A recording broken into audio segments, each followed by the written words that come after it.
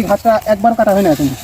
1 2 3 4 5 6 7 8 9 10 11 প্রায় 15টা মতো গাছ বাড়াইছে এক ঘাসের থেকে। দেখেন এক ঝোপ দেখছেন। এরকম ঘাস লাগাইতে হলে একবারও কাটি নাই। আসসালামু আলাইকুম।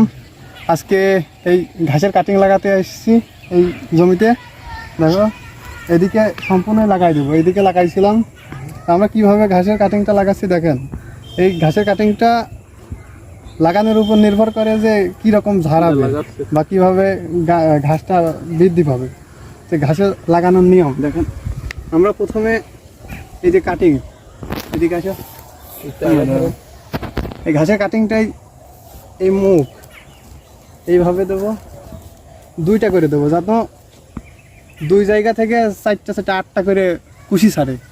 এই জন্য এইভাবে দুইটা করে দেব, তাহলে এই অল্প দিনে ঘাসটা ভালো ঝরাবে এবং একবারেই বেশি হয়ে ঘাস হবে।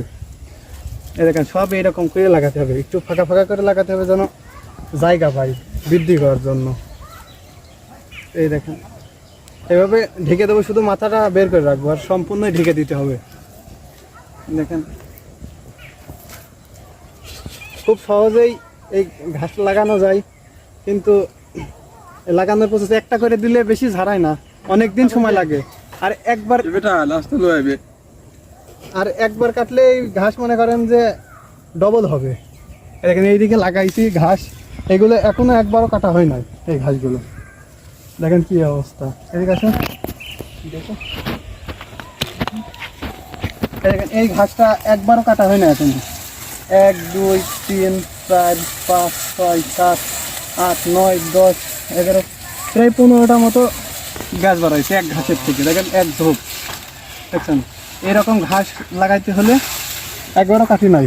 এইরকম ঘাসের দিলে এরকম দুইটা করে লাগাতে হবে, দুইটা এইভাবে করস করে লাগাতে হবে। এই যে দুইটাই এভাবে করস করে লাগাই দিতে হবে, তাহলে এবারে এই ঘাসটা বেশি ফলন দিবে। আর না যদি একটা করে লাগান তাহলে ঘাসে ততটা ফলন দিবে না, 2-3 বার কাটার পরে এরকম অনেকগুলো ঝাড় হবে।